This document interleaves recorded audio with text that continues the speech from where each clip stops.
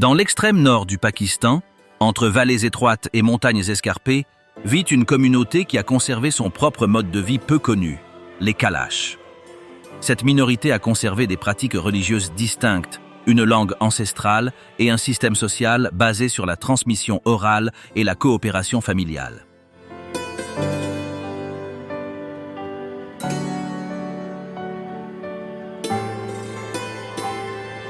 Au-delà de leurs coutumes, l'un des aspects les plus frappants est l'apparence physique de beaucoup de leurs femmes.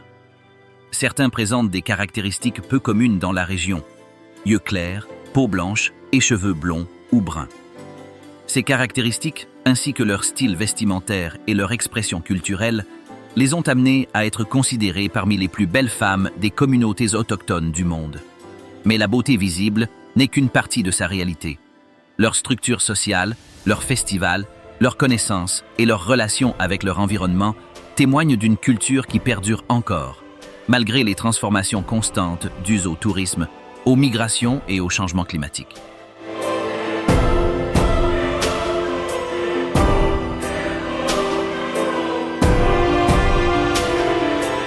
Que reste-t-il et que transforme-t-on lorsqu'une communauté doit s'adapter sans perdre son essence? Bienvenue à Mandar, c'est parti!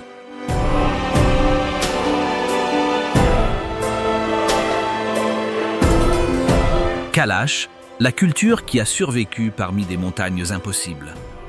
Dans le nord-ouest du Pakistan, dans le district de Chitral, il y a 3 vallées étroites, Bumburet, Rumbur et Birir. Ces vallées, situées dans la chaîne de montagnes de l'Hindu Kush, se situent à plus de 2000 mètres d'altitude. La région est composée de montagnes escarpées, de pentes abruptes, de forêts denses et de rivières claires.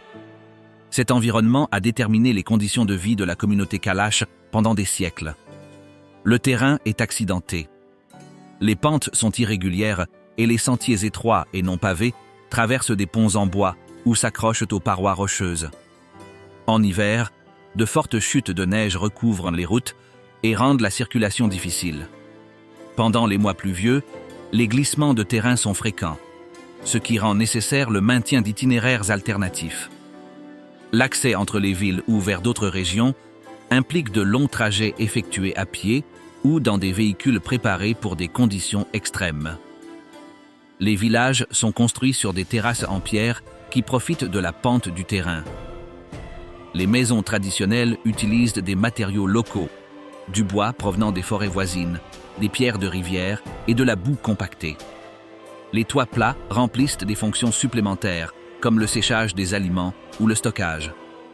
La disposition des maisons suit la structure de la montagne, en niveaux décalés qui leur permettent de se soutenir les unes les autres. Le climat présente de forts contrastes. Les hivers sont longs et froids, avec des accumulations de neige recouvrant la vallée pendant des semaines. En été, le climat est sec, bien qu'interrompu par des précipitations irrégulières qui provoquent des crues des rivières. Cette variabilité nécessite une adaptation constante des habitants pour planifier leur mobilité, leur production et leur approvisionnement. L'eau provient des rivières alimentées par la fonte des neiges des montagnes. Pour l'acheminer jusqu'aux habitations, les familles construisent des systèmes de distribution manuels, en pierre et en bois, qui permettent de transporter le liquide à travers les pentes naturelles. Il n'existe pas de système de distribution municipal. L'électricité, lorsqu'elle est disponible, dépend de générateurs ou de petits réseaux locaux qui fonctionnent par intermittence. Les caractéristiques géographiques de cette région ont historiquement déterminé le degré de contact avec le monde extérieur. La difficulté d'accès à ces vallées a réduit les interactions avec les autres communautés, les marchands et les autorités extérieures pendant des siècles. Cette limitation n'était pas accidentelle, mais le résultat direct de la combinaison du relief, du climat et du manque d'infrastructures formelles. La communauté Kalash a développé une forme d'organisation adaptée à ces conditions. L'environnement montagneux a servi de barrière physique ainsi que de délimitation culturelle. Cette séparation a facilité la permanence des structures internes qui ont évolué sans impositions externes pendant de longues périodes.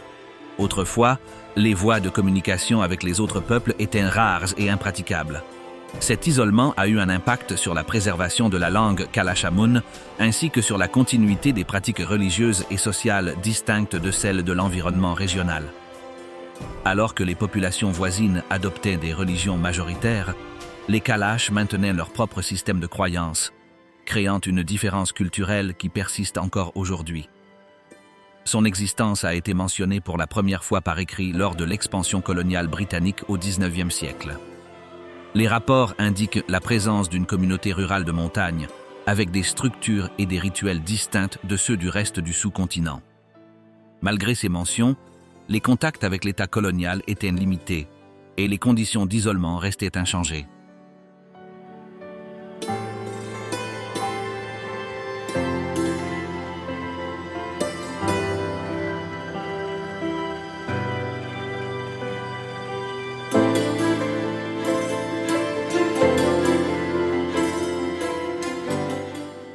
Adaptation et résistance aux changements historiques.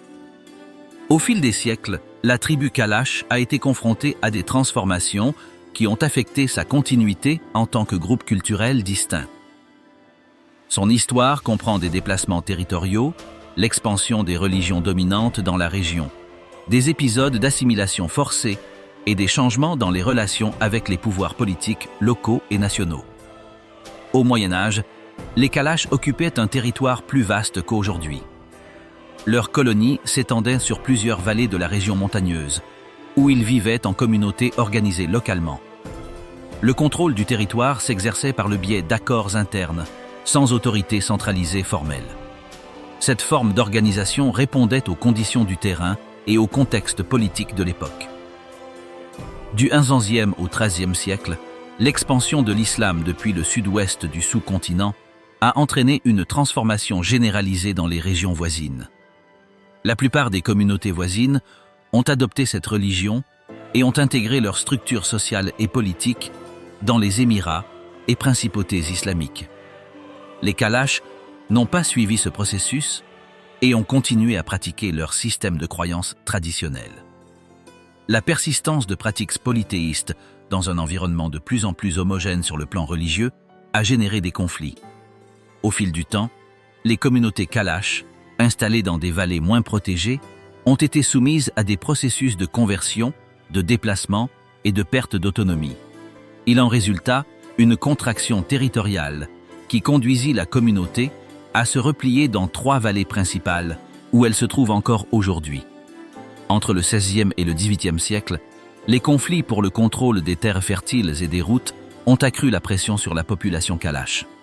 L'intervention des chefs tribaux et des autorités locales de confession musulmane a conduit à des conflits armés, à la perte de ressources productives et à des déplacements vers des terres plus élevées.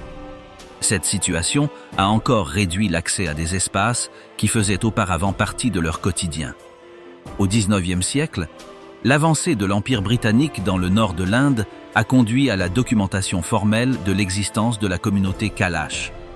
Les fonctionnaires coloniaux, les missionnaires et les explorateurs ont enregistré leurs pratiques religieuses, sociales et linguistiques. Ils ont été décrits comme une minorité ethnique isolée au sein de l'ancien État princier de Chitral. Malgré l'intérêt anthropologique, aucune politique efficace de protection culturelle ou territoriale n'a été mise en œuvre. Durant la période coloniale, des voies d'accès aux vallées Kalash ont été aménagées et des postes d'observation ont été établis. Mais ces changements n'ont pas modifié de manière significative les conditions structurelles de la communauté. Leur culture a été classée comme objet d'étude, sans impliquer de reconnaissance légale ou de défense de leurs droits territoriaux. Après l'indépendance du Pakistan en 1947, les Kalash sont devenus une partie de la nouvelle République islamique. Leur reconnaissance en tant que minorité religieuse ne s'est pas traduite par un cadre juridique solide garantissant la préservation de leurs pratiques traditionnelles, l'utilisation de leur langue ou le contrôle de leurs terres. Les décisions de planification régionale incluaient rarement la participation des représentants Kalash. Au cours des décennies suivantes, divers facteurs externes ont accru la pression sur la communauté. L'établissement d'écoles publiques dans les zones rurales, l'émergence des médias de masse et la présence de groupes religieux extérieurs ont entraîné des changements dans la transmission des connaissances et des pratiques locales. Certains jeunes ont commencé à étudier en dehors des vallées et ont adopté des langues comme l'ourdou ou le pachtoun pour s'intégrer dans les environnements urbains. Parallèlement, des processus de conversion religieuse ont également eu lieu par décision individuelle. Ces décisions, bien que non forcées, ont eu des conséquences directes sur la cohésion sociale. Certains peuples ont abandonné les rites collectifs, les calendriers festifs et les normes communautaires traditionnelles. En conséquence, la dynamique interne qui fonctionnait auparavant par consensus a été modifiée. Un problème persistant est le statut juridique du terrain. De nombreuses familles Kalash ne disposent pas de titres de propriété officiellement enregistrés. Cette situation a donné lieu à des conflits juridiques et à l'appropriation de terres par des acteurs extérieurs.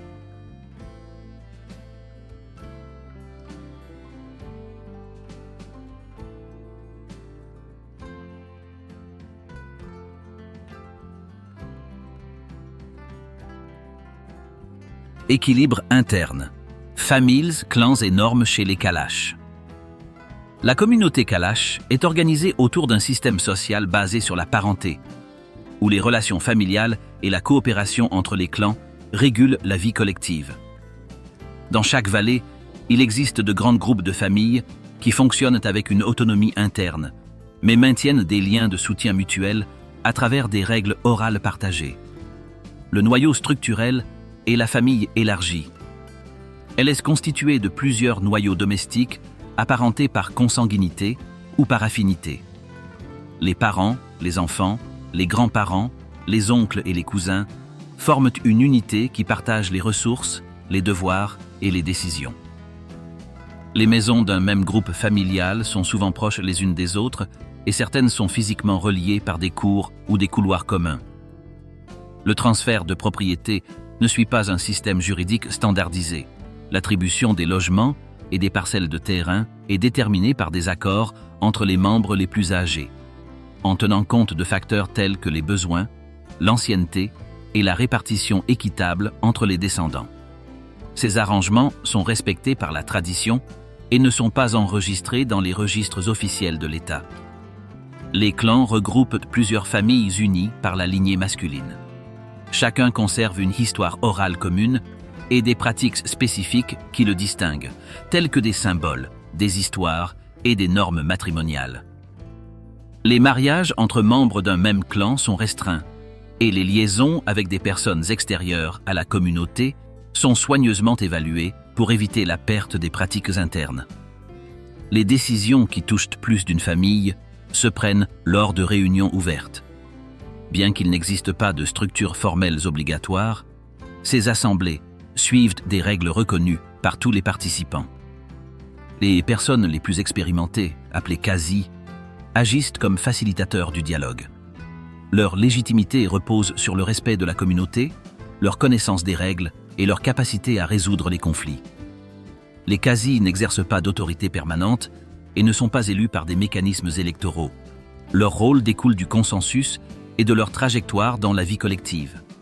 Ils interviennent dans les conflits familiaux, les disputes entre clans, coordonnent les événements communautaires et veillent au respect des règles communes. Son intervention vise à rétablir l'équilibre social. Les règles sont davantage suivies par acceptation collective que par imposition. Les décisions sont suivies parce qu'elles sont soutenues par des accords préalables et par la pression de l'environnement social. Faire respecter les règles est une responsabilité partagée qui incombe en premier lieu aux personnes âgées. L'éducation des enfants implique l'ensemble du réseau familial. Bien que chaque famille ait la responsabilité directe de ses enfants, d'autres adultes du clan participent à leur éducation quotidienne. Les plus jeunes accompagnent les plus âgés dans les tâches agricoles, d'élevage ou rituelles, apprenant par l'observation et la pratique. Dès leur plus jeune âge, ils s'inscrivent dans une dynamique collective. L'éducation formelle dans les vallées est limitée. La plupart des apprentissages se déroulent à la maison ou dans un cadre communautaire. Les compétences de base comprennent l'agriculture, l'élevage, la construction, la cuisine, la broderie et la gestion de l'environnement. La langue Kalashamun les proverbes, les chants traditionnels et les histoires orales sont utilisés comme supports pédagogiques, pratiques et sociaux. Les célébrations sont des moments clés pour renforcer les liens familiaux et la coopération interclanique. Lors de ces événements, des tâches sont réparties, de la nourriture est partagée et des activités communes sont organisées. Les mariages, les rituels d'initiation et les festivités saisonnières permettent de réaffirmer le rôle de chaque groupe au sein de la communauté. Les tâches nécessitant un effort collectif, comme le nettoyage des canaux d'irrigation, la réparation des ponts ou la construction de structures rituelles, sont planifiées par consensus lors des assemblées. Les hommes et les femmes participent tous deux, même si les décisions organisationnelles incombent généralement aux hommes plus âgés. Ces activités sont adaptées au calendrier agricole et aux conditions climatiques. La spécialisation familiale influence également la répartition des tâches. Certains groupes se consacrent à l'élevage, d'autres à la production de vin ou à la confection de vêtements. Ces compétences se transmettent de génération en génération et font partie de la reconnaissance interne de chaque groupe familial.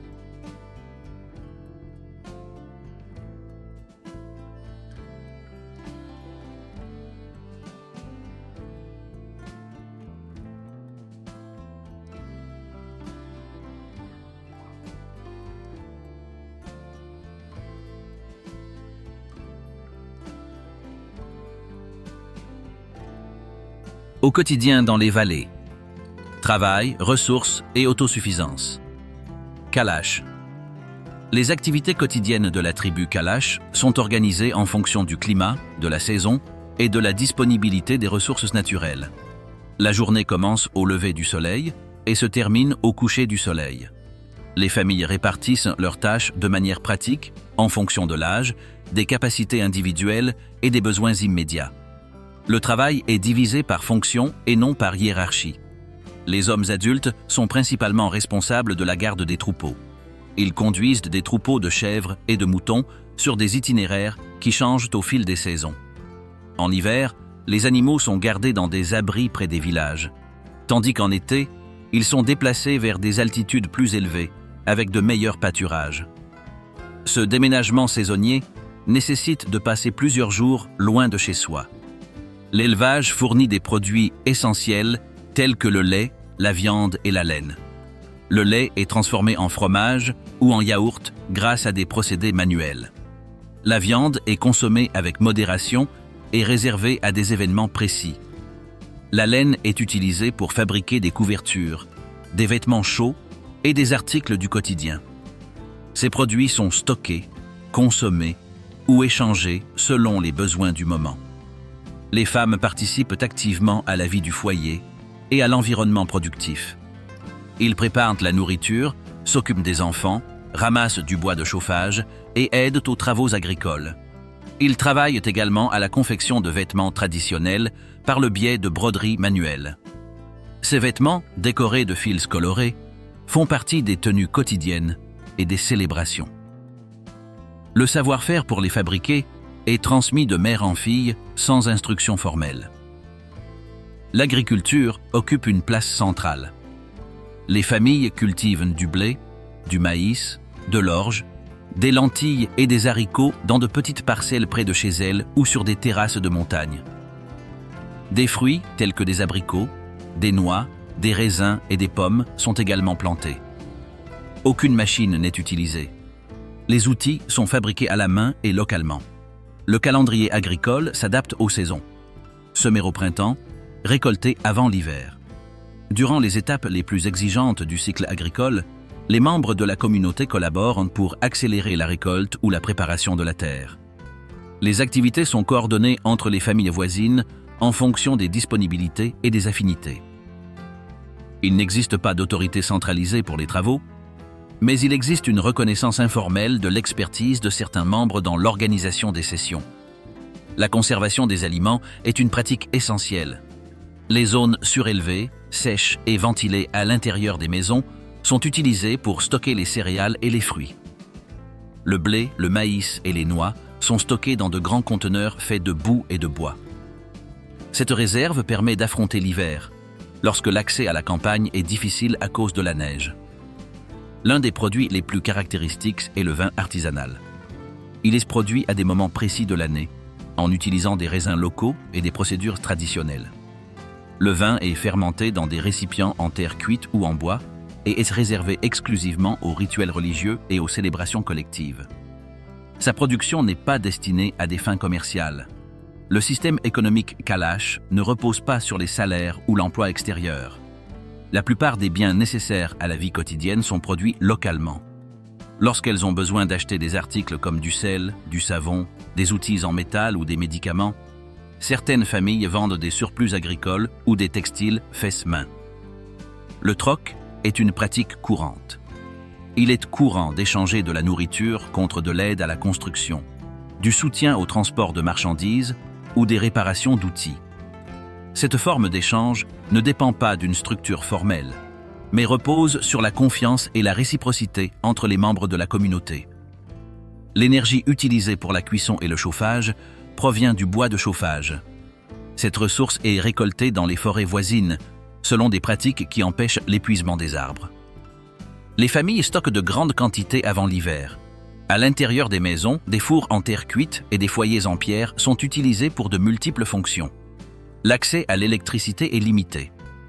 Certaines maisons disposent de panneaux solaires de faible capacité, qui peuvent être utilisés pour éclairer de petits espaces ou charger des appareils de base. Dans d'autres cas, on utilise des lampes à huile ou des bougies. Cette technologie complémentaire n'a pas complètement remplacé les méthodes traditionnelles.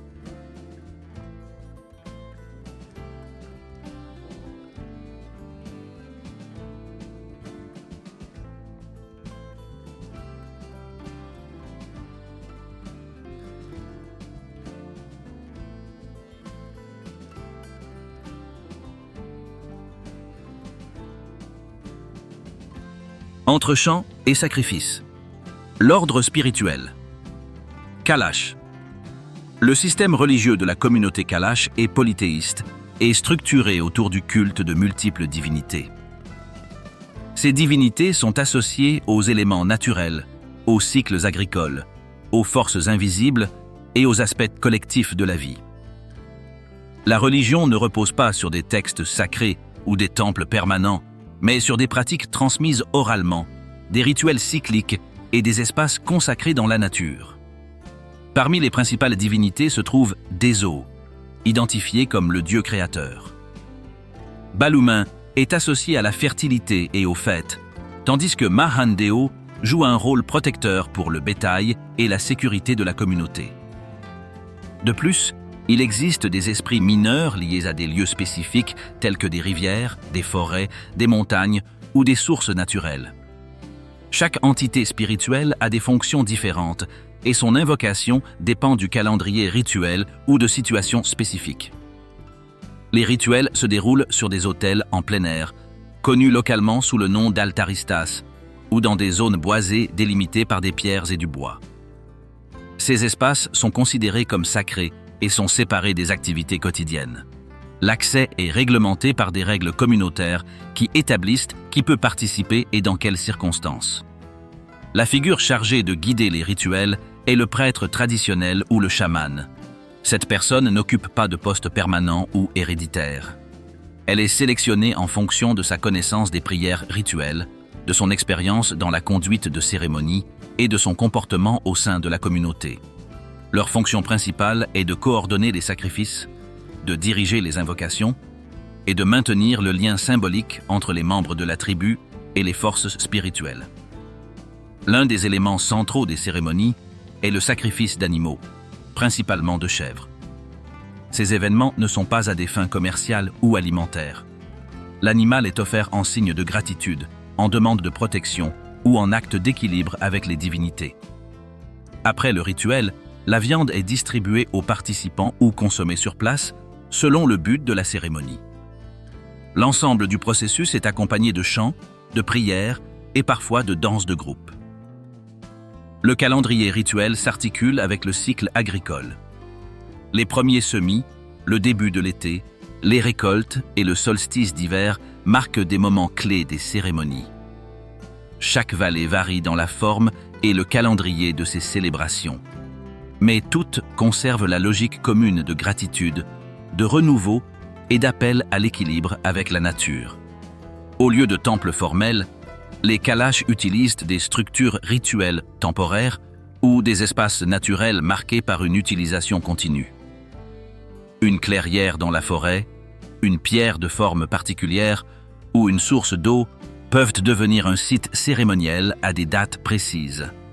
Ces espaces sont marqués par des symboles visibles et sont préservés grâce au respect collectif. La production et l'utilisation du vin cérémoniel font partie du système rituel. Les raisins sont cultivés dans les vallées et transformés selon des procédés traditionnels. Le vin ne se boit pas en dehors d'un contexte spirituel. Elle est réservée aux rituels les plus importants et sa distribution est réglementée. Sa consommation représente un acte de communion avec les divinités protectrices et de participation collective à la cérémonie. L'accès aux espaces sacrés est conditionné par des règles de pureté rituelle.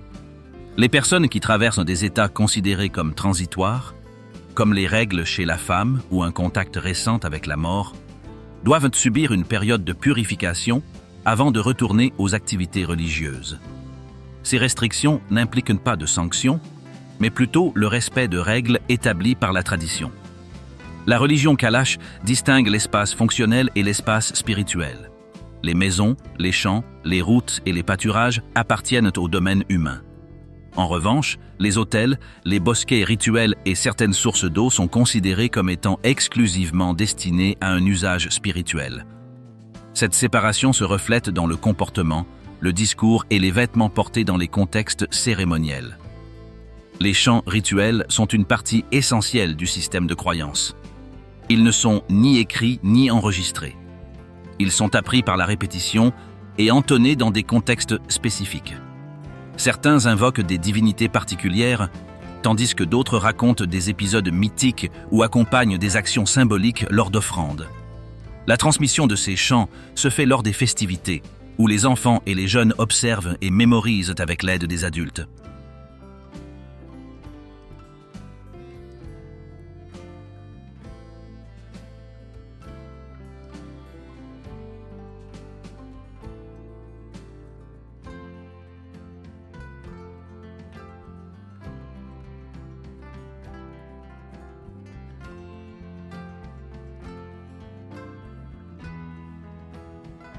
Rituels vivants, fêtes et unités culturelles dans les vallées Kalash.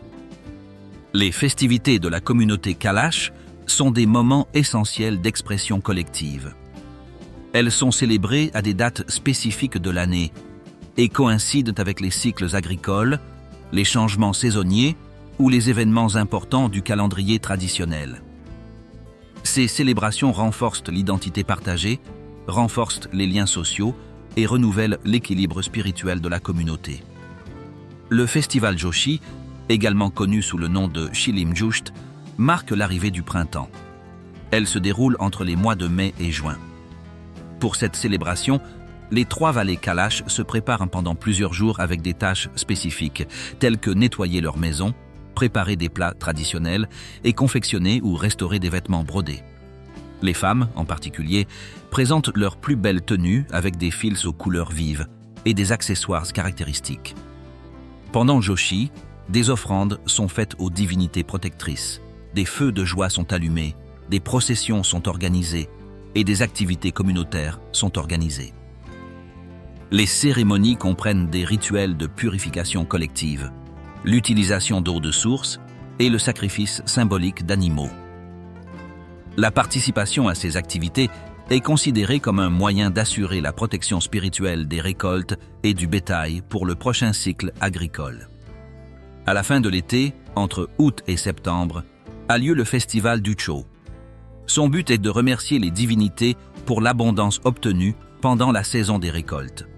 Les préparatifs comprennent la cueillette et la sélection de fruits, de céréales et de noix destinés aux fêtes communautaires. Cette célébration s'organise en plusieurs phases: la présentation des offrandes, les rituels de groupe et la distribution du vin cérémoniel.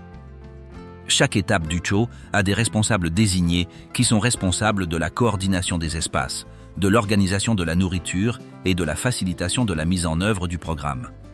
Comme à Joshi, les chants rituels, les salutations communautaires et les activités de plein air sont une partie essentielle de l'expérience. Le festival le plus long et le plus complexe est Chaumos, qui est célébré pendant les mois de décembre et janvier. Il coïncide avec le solstice d'hiver et représente la clôture de l'année rituelle Kalash.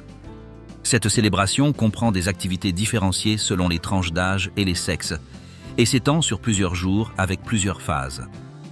Lors des Chaumos, des banquets familiaux, des danses nocturnes, des visites entre villages et des jeux symboliques sont organisés. À certaines périodes, certains espaces sont réservés aux cérémonies privées. Des portions de vin de cérémonie sont soigneusement distribuées et des chants propres à ce festival sont chantés.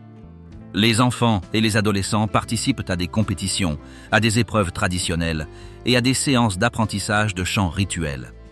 Ce processus renforce la transmission culturelle intergénérationnelle. Au-delà de leur contenu religieux, ces festivités remplissent également d'importantes fonctions sociales. Ils sont utilisés pour annoncer les engagements de mariage, résoudre les conflits mineurs et faciliter l'échange de biens entre les familles. En réunissant les membres de l'ensemble de la communauté, ils permettent un rééquilibrage des relations sociales dans un environnement marqué par la coopération. Bien que partageant une structure de base, chaque vallée conserve ses propres particularités dans la manière dont elle célèbre. Bombure, en raison de son accès plus ouvert, accueille des événements de plus grande envergure avec une plus grande présence de visiteurs. À Rombur et Birir, en revanche, les célébrations sont plus réservées. Ces variations n'affectent pas les éléments fondamentaux de chaque festival, qui restent partagés entre les trois vallées. Les expressions culturelles associées aux célébrations comprennent la musique, la danse, les vêtements et la nourriture. La musique est jouée avec des tambours, des flûtes en bois et des chants choraux. Les mélodies ont des structures répétitives, facilitant leur apprentissage collectif. Certaines chansons sont associées exclusivement à certains moments du calendrier rituel et ne sont pas interprétées en dehors de ces dates. Les danses sont exécutées en groupe, en cercle ou en ligne. Il n'y a pas de séparation entre les spectateurs et les participants. Toutes les personnes présentes sont invitées à se joindre à la danse en suivant un modèle simple, accompagné de mouvements rythmiques et de cris coordonnés. Ces danses remplissent une fonction intégratrice, renforçant l'appartenance au groupe.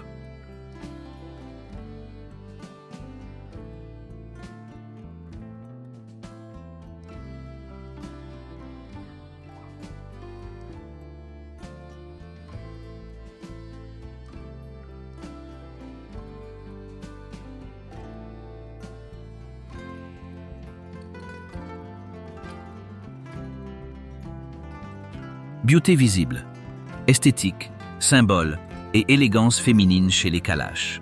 Dans la communauté Kalash, certaines femmes sont reconnues pour leur beauté, non seulement pour leurs caractéristiques physiques, comme leurs yeux ou leurs cheveux clairs, mais aussi pour leur présence au sein de l'espace culturel.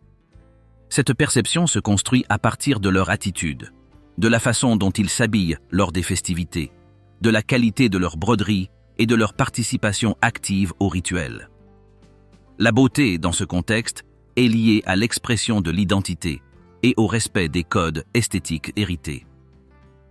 Lors d'événements publics, certaines femmes se distinguent par l'harmonie avec laquelle elles combinent leurs vêtements, restaurent des accessoires traditionnels ou mènent des danses. Les filles et les adolescentes observent ces comportements et, par imitation, apprennent quels éléments sont valorisés. Il ne s'agit pas d'une beauté centrée sur le physique, mais plutôt d'une élégance culturellement définie et partagée. L'esthétique Kalash est un système visuel complexe qui remplit des fonctions au-delà du décoratif. Il est présent aussi bien dans la vie quotidienne que dans les cérémonies, et se manifeste à travers les vêtements, les coiffures, les ornements et d'autres symboles visuels. Chacun de ces éléments transmet des informations sur l'âge, l'appartenance, l'état matrimonial ou la participation à des événements rituels. L'un des aspects les plus frappants pour les visiteurs est la diversité des caractéristiques physiques de la communauté. Certaines personnes ont les yeux verts ou bleus, la peau claire et les cheveux blonds ou bruns. Ces caractéristiques ont suscité un intérêt anthropologique, même si elles ne sont pas utilisées comme une distinction interne au sein du groupe. Ils font partie de la vie quotidienne et n'influencent pas la structure sociale ni la perception du statut. Les soins esthétiques ne répondent pas à des normes extérieures. Ce qui est valorisé, c'est la propreté, la préservation de la tenue, la combinaison appropriée des couleurs et la fidélité aux motifs traditionnels. Faire preuve d'attention à ces détails est une façon de respecter la mémoire collective et de participer activement à la vie communautaire. Les femmes fabriquent leurs propres vêtements en utilisant des techniques apprises depuis leur enfance. Les robes longues, aux tons sombres comme le noir ou le marron, sont brodées de fils colorés selon des motifs qui courent le long des manches, de la poitrine et de la jupe. Chaque modèle présente des variations en fonction de la vallée d'origine, de l'âge du porteur et de l'occasion pour laquelle il est utilisé. La broderie comprend des motifs géométriques ayant des significations spécifiques, telles que la lignée ou la relation à certains rituels. Certaines femmes ajoutent des détails personnels, hérités de leur mère ou adaptés elles-mêmes. Le travail peut prendre des semaines et nécessite de la précision, de la patience et une connaissance approfondie du modèle culturel. En plus des vêtements, les femmes portent des ceintures tissées, des colliers de perles, des bracelets en os ou en métal, des peignes décoratifs et des ornements cousus à la main. Ces articles ne sont pas considérés comme des accessoires optionnels. Leur présence indique la place que chaque personne occupe au sein du groupe et s'adapte à l'étape de vie ou au contexte social. La coiffe féminine traditionnelle, appelée chouchoute, est une couronne brodée de perles, de coquillages, de fils et parfois de pièces de monnaie. Il est attaché aux cheveux tressés et peut inclure une bande qui tombe dans le dos. Son utilisation est courante lors des célébrations, bien que dans certains villages, elle fasse également partie de la tenue quotidienne. Les coiffures sont un autre élément essentiel de l'ensemble visuel. Les femmes portent leurs cheveux en tresses simples ou doubles, décorés de rubans. Ce style n'est pas seulement esthétique, il suit un modèle culturel qui communique l'âge, le statut familial et l'occasion. Les filles portent des coiffures plus simples. Les femmes adultes intègrent davantage de détails visuels. Les hommes portent des tuniques en coton ou en laine aux couleurs neutres accompagnées du pakol, un bonnet rond en laine. Dans les contextes festifs, ils ajoutent des gilets brodés ou des ceintures décoratives.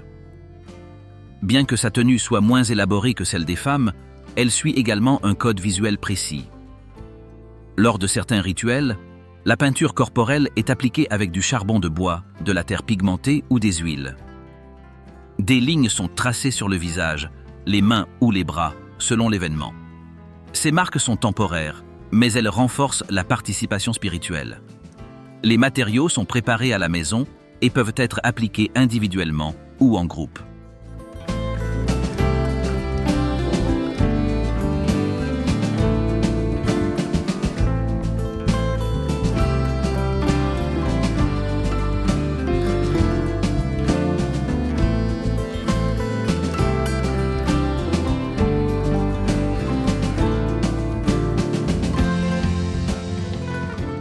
Entre menaces et actions, les risques culturels et la défense du monde Kalash. La culture Kalash est actuellement confrontée à un certain nombre de défis découlant de son interaction avec le monde extérieur. Ces facteurs de pression, bien que variés, partagent une caractéristique commune. Ils affectent la durabilité du mode de vie traditionnel, son organisation communautaire et sa transmission culturelle. Il s'agit notamment du tourisme non réglementé, du changement climatique, des processus migratoires et des conflits territoriaux. Le tourisme est l'une des principales formes de contact avec le monde extérieur. Lors de festivals tels que Joshi et Chaumos, les vallées sont visitées par des touristes nationaux et étrangers intéressés à observer les célébrations. Si certaines familles participent volontairement à l'aide aux visiteurs, cette présence massive a créé des tensions. Les caméras, les enregistrements non autorisés et la diffusion d'images sur les réseaux sociaux ont suscité des inquiétudes quant à l'exposition indue de rituels considérés comme privés. L'interruption des cérémonies ou la modification de leur format pour s'adapter aux observateurs a commencé à modifier les pratiques culturelles. Certaines célébrations ont été raccourcies ou ont déplacé certaines parties vers des zones inaccessibles aux touristes. Cette transformation progressive affecte le sens originel des événements. Parallèlement, certains membres de la communauté ont décidé d'offrir des produits artisanaux, des visites guidées et des services de base aux visiteurs. Cette activité a généré des revenus, mais elle a aussi donné lieu à des débats internes sur le risque de transformer des éléments symboliques en marchandises. Il existe cependant des expériences de tourisme gérées de l'intérieur qui cherchent à établir des règles claires pour préserver le respect culturel. Face à cette situation, des ateliers locaux d'information sur le tourisme durable ont été lancés, ciblant les jeunes et les adultes. Ces activités, promues en collaboration avec des organismes de soutien, permettent à la communauté de définir les limites de l'interaction avec le monde extérieur et de déterminer quels espaces sont partagés et lesquels restent fermés. Un autre facteur de pression est le changement climatique. Au cours des dernières décennies, les vallées ont connu des changements importants dans leur cycle naturel. Les précipitations sont devenues irrégulières. Les hivers sont plus longs et les étés connaissent des périodes de sécheresse inattendues. Cela affecte directement l'agriculture, l'accès à l'eau potable et la santé du bétail. La disponibilité des pâturages a diminué. Cela oblige les bergers à emmener leurs troupeaux dans des zones plus reculées et moins protégées. L'effort physique et les temps de trajet augmentent. Les maladies animales ont également augmenté, ce qui a un impact sur la disponibilité du lait, de la viande et de la laine. À la maison, les familles doivent stocker davantage de nourriture et de carburant pendant l'hiver, en prévision d'éventuelles semaines d'isolement en raison de chutes de neige ou de glissements de terrain. Les infrastructures communautaires, comme les ponts ou les sentiers en bois, nécessitent un entretien plus fréquent. En réponse à cette situation, des brigades communautaires de réparation ont été organisées, coordonnées par les familles pour maintenir la fonctionnalité des points d'accès. Au niveau démographique, la migration vers les centres urbains représente un phénomène croissant. Les jeunes et les adultes se déplacent temporairement vers des villes comme Chitral et Peshawar à la recherche d'un emploi, d'une éducation ou de services médicaux. Si certains reviennent avec des ressources utiles, des connaissances ou des outils, l'absence de personnes en âge de travailler modifie la structure sociale de la vallée. Un autre aspect problématique est la manière dont les médias dépeignent les Kalash. Dans de nombreux cas, la couverture médiatique ne met en avant que les costumes exotiques et colorés ou les aspects non musulmans de leur culture. Cela crée une image déformée qui ignore la dynamique interne, les problèmes actuels et la voix directe de la communauté. Pour contrer cela, les jeunes Kalash ont commencé à produire leur propre contenu audiovisuel, enregistré et édité. Malgré les nombreux défis auxquels elle est confrontée, la communauté Kalash continue d'affirmer sa présence dans le nord du Pakistan avec ses propres stratégies uniques. Leur culture n'a pas disparu ni été figée dans le temps. Elle s'adapte, sélectionne et réagit. Comprendre votre situation actuelle implique d'observer non seulement ce qui résiste, mais aussi ce qui évolue.